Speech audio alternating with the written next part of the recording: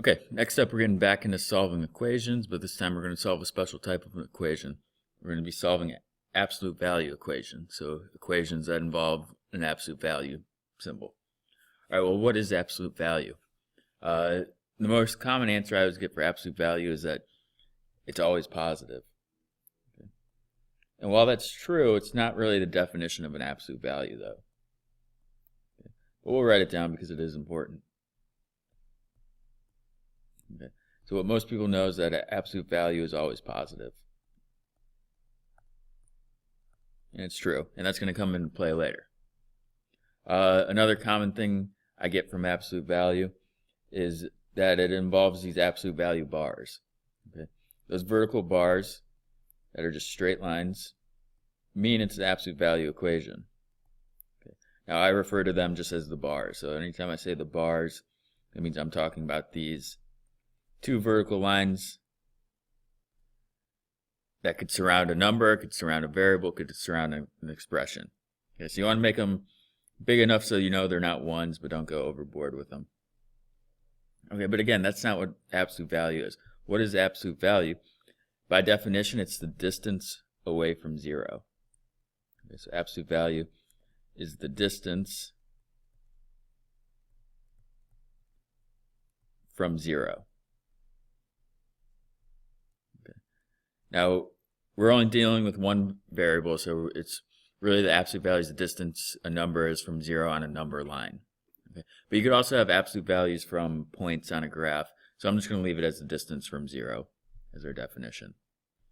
Alright, so for example, 10. The absolute value of 10. On a number line, 10 is 10 digits away from 0. So the absolute value of 10 is 10.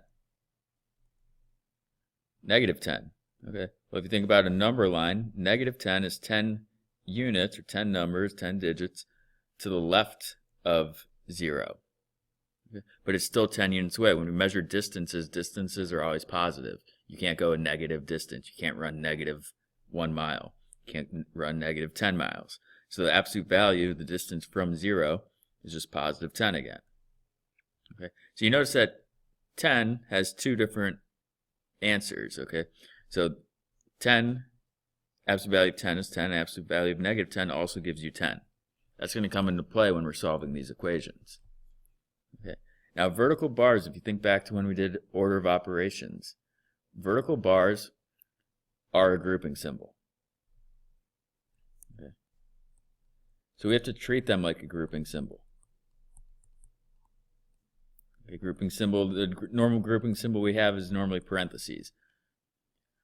But the vertical bars are also a grouping symbol. Which means, just like in order of operations, you want to evaluate everything inside the bars first.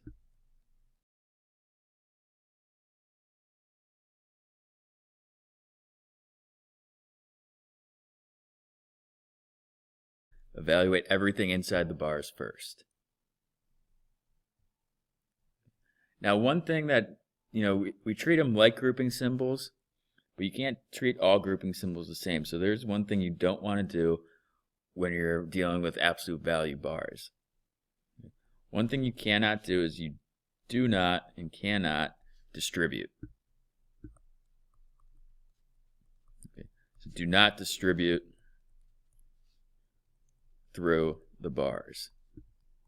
Even if there's a number in front, if there's a number in front of parentheses, our first instinct is to always distribute. Okay. You cannot distribute through absolute value bars. So even if there's a number in front, if it's 5 times the absolute value of some expression, you cannot distribute. Okay, so that's what absolute value is. Now let's talk about absolute value equations. Absolute value equations is what we're going to be dealing with. The formal definition of solving an absolute value equation, again, this is the formal mathy definition. It states that if the absolute value of A equals B,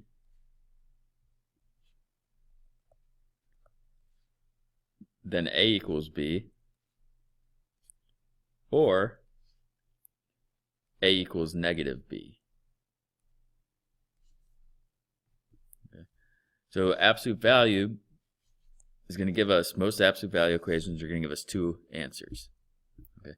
For the same reason that the absolute value of 10 and the absolute value of negative 10 is both 10. Okay. It's a distance. A distance could go to the left or it could go to the right from 0.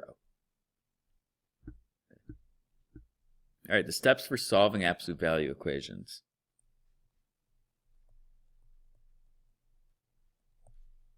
Okay. Using this definition. Now again, this definition is going to make more sense once I write out the steps and we do a couple sample problems. But again, the definition being that the absolute value of a equals b, then either a equals b or a equals negative b. Okay, we're going to use that. All right, the first step is to simplify as much as possible inside and outside of the bars.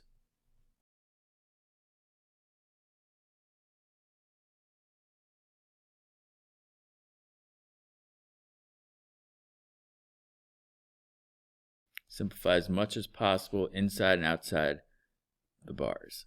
Okay. Now, a lot of times that's already going to be done for you. A lot of times there's not much that you could do. But if there is something you could do, if there's something you could clean up or combine like terms, you do it.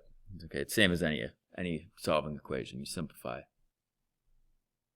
The second step is the most important step.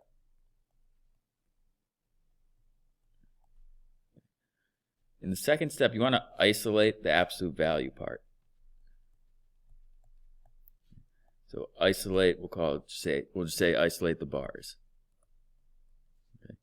Meaning that the absolute value part, the absolute value bars and whatever's inside of them are the only thing on one side. So if there's anything being multiplied or added or subtracted or divided to the absolute value bars, you want to move that over to the other side.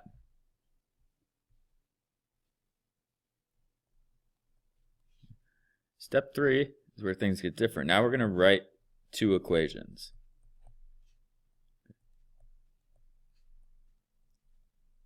So write two equations. Okay, so again, after step 2, you're going to have the absolute value of something equals some number, okay, or some expression or something. So we're going to write two separate equations. The first equation, to write the first equation, you're going to remove the bars. Okay, so remove the absolute value bars.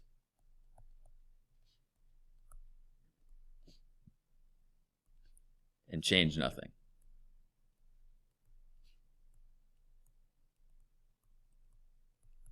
Okay, that one's easy. So that one you're just taking whatever you have, absolute value equals something, and you're just getting rid of the absolute value part. The second equation you're going to write, we're going to do the same first step. You're going to remove the bars. And this time you're going to flip all the signs on the other side.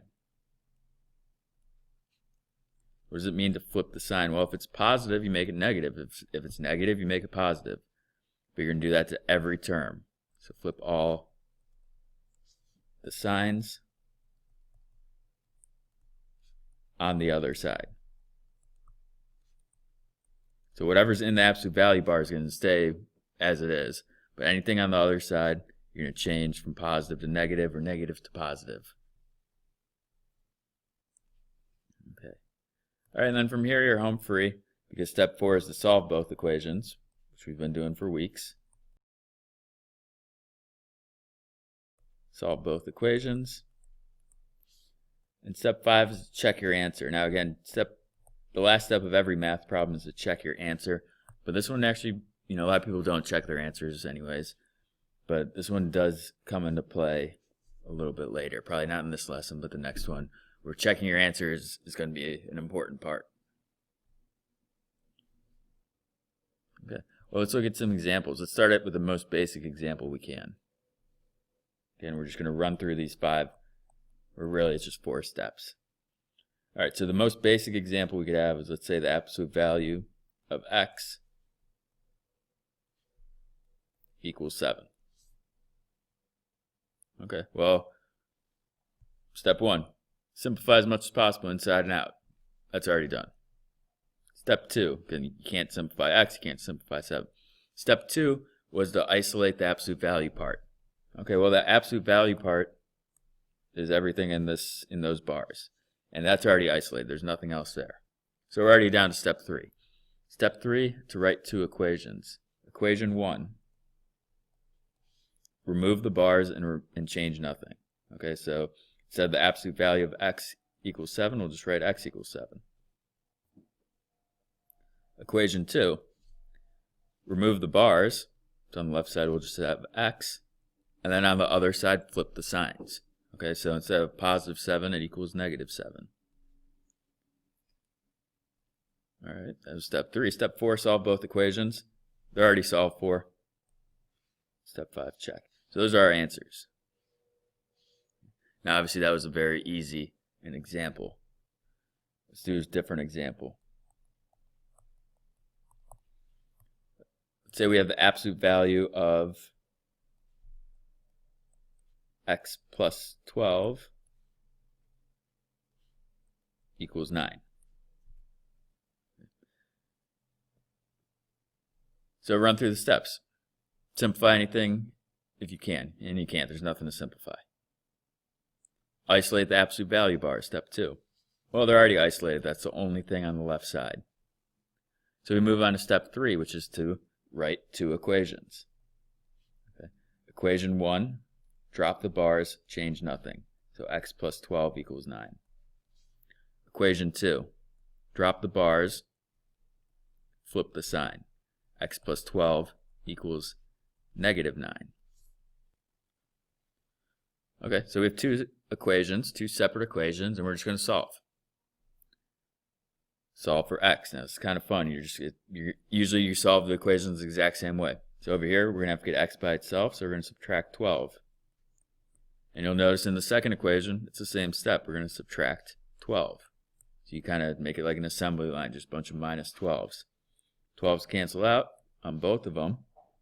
And the first equation gives you an answer of 12 minus 9, x equals negative 3. Now in the previous example, so that's one answer. In the previous example, our 2 answers were 7 and negative 7.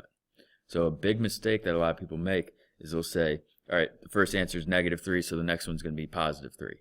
That's not the case. Sometimes it does work out like that, but it won't always work out like that. So this one you still want to solve. So over here we just subtracted 12 on both sides. And over here we got negative 9 minus 12 is negative 21. So our second answer is not positive 3, but it's negative 21.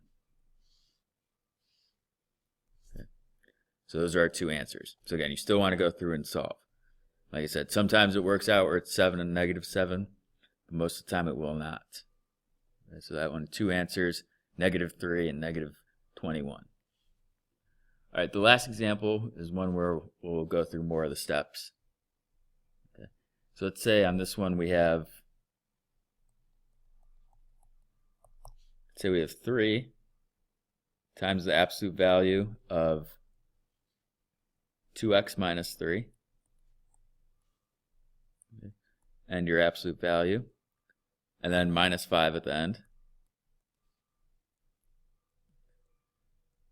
equals 4. Okay, run through the steps. Step 1, again, step 1 is almost always going to be already done. Simplify, there's nothing to simplify here. Remember, you cannot distribute, there's no like terms to combine, so we can't do anything in step 1. So we go to step 2. Step 2 is to isolate the absolute value part. Okay, this is the absolute value part. Anything inside the absolute value bars is the absolute value part. So I want to isolate that box. Okay. To isolate that box, you do the same thing as if you were isolating a variable in a normal equation. You get rid of anything that's outside of it, starting with the parts that are furthest away. Okay, so again, reverse order of operations, just like you're solving an equation. I need everything away from this box, so we're going to start by adding 5 from the left side to the right side to get rid of it. Okay. That leaves me with, on the left side, you still have 3 times the absolute value of 2x minus 3. And on the right side, you have 4 plus 5, which is 9. Okay. Now step 2 is still not done yet because we're trying to get this box, this absolute value bar, we're trying to get it by itself. It's not by itself. It's currently being multiplied by 3. Okay. Now again, normally if these were parentheses, we could distribute. But remember that you don't have to distribute. In this one, we can't distribute. So instead, we're just going to divide by 3 right away. Okay, that eliminates it on the left side, leaving behind the absolute value of 2x minus 3. And it's going to equal, well, divide by 3 on the left, so we divided by 3 on the left, so we have to divide by 3 on the right. 9 divided by 3 is 3. Okay. So now we're done with step 2 because the absolute value part is isolated. So we can move on to step 3. Step 3 was to write 2 equations. The first equation, get rid of the absolute value bars and change nothing. So 2x minus 3 equals 3. The second equation, drop the absolute value bars, 2x minus 3 equals, flip the sign on the other side. Instead of equaling 3, it now equals negative 3. Okay, and then solve both equations. Both of these are two-step equations. The 2 steps are going to be the same for both. Add 3, divide by 2. So we'll start by adding 3. And again, you can just move down the line. Add 3 to the left, it goes away. Add 3 to the right. On the first equation, we're left with 2x on the left equals 3 plus 3 is 6.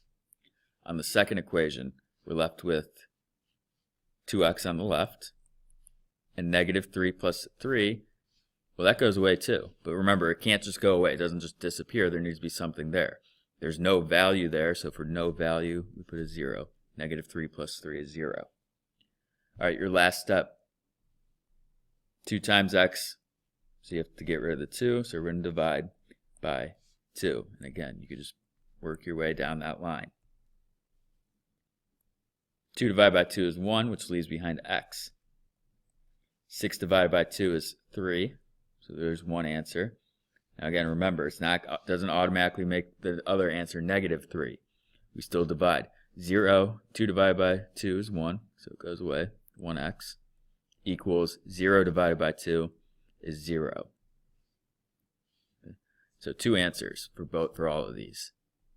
Okay. It's not always going to be 2 answers. There are some special cases, but we're going to talk about that in the next lesson. So quick recap. Absolute value is the distance away from 0. So we're trying to find which x value solves the equation for that distance. And our steps are simplify as much as possible, isolate the bars, separate into 2 equations. One, change nothing. The other, you flip the signs. And then solve both equations. And for right now, we're going to get 2 answers for all of these.